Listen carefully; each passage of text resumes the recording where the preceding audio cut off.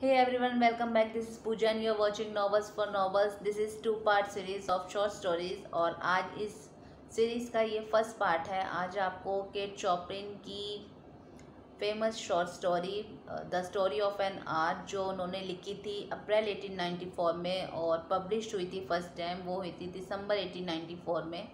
और जब ये पब्लिश हुई थी तो ओरिजिनली इसका नाम था the dream of an hour, लेकिन जनवरी 1895 में जब ये पब्लिश हुई तो इस स्टोरी का नाम पड़ा the story of an hour, जो अब तक कंटिन्यू है।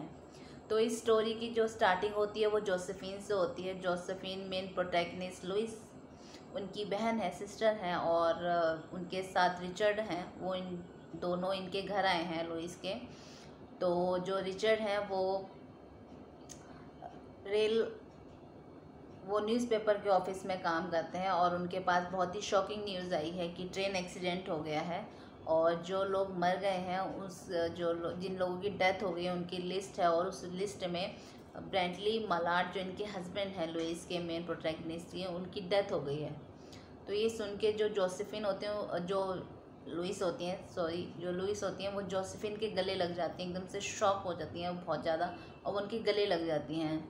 तो उनको जब पता चलता है कि उनके हस्बैंड की डेथ हो गई है तो वो फिर लुइस अपने रूम में ऊपर चली जाती हैं और अपना रूम जो है वो अंदर से लॉक कर लेती हैं और वहाँ जाके एक चेयर पे बैठ जाती हैं। चेयर के सामने एक ओपन विंडो है, तो जब वो उस पर बैठ जाती हैं तो वो बाहर की तरफ देख रही होती हैं। वो पेड़ों को देखती हैं, वो स्काई को देखती हैं, वो बाहर क्या हो रहा है ये देखती हैं और सोचती रहती हैं अपने हस्बैंड के बारे में।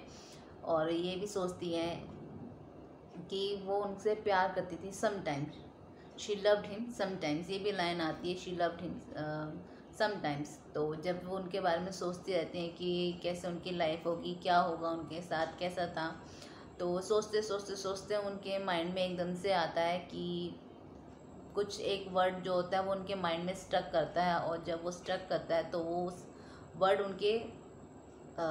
उनके जो है वो उनके माउथ पे आ जाता है, ज़बान पे आ जाता है, और वो होता है फ्री फ्री फ्री। ऐसे वो बोलने लगती हैं धीरे धीरे, एकदम उनके स्टक हो जाता है ये वर्ड जो है। तो वो अपने हस्बैंड के बारे में सोचती रहती हैं और कहीं ना कहीं उन्हें हल्की सी खुशी होने लगती है कि उनके हस्बैंड की डेथ हो गई, क्योंकि वो फ्री हो गई हैं। हालांकि वो उनसे प्यार करती थी कभी कभी, लेकिन वो फ्री हो गई। तो जैसे वो सोच रही होती हैं तभी उनका जो डोर होता है वो उस पर नॉक होता है। तो जो उनकी सिस्टर हैं जोसेफिन, वो कहती हैं कि लुइस तुम बाहर आ जाओ, नहीं तो तुम बीमार पड़ जाओगे। तो जो ये लुइस हैं कहती हैं नहीं मैं बीमार नहीं पड़ूंगी, तुम जाओ यहाँ से। लेकिन जो जोसेफिन होती है वो नहीं मानती, वो वहीं खड़ी रहती हैं। तो थोड़ी देर बाद लुइस जो है वो दरवाज़ा खोल देती हैं और ये दोनों जो हैं नीचे जा रहे होते हैं। तो नीचे जाते हैं तो रिचर्ड उनका वेट कर रहे होते हैं, वहाँ पे खड़े होते हैं। तो ये देखते हैं कि कोई ना लैच की से जो मेन डोर है वो खोल रहा है।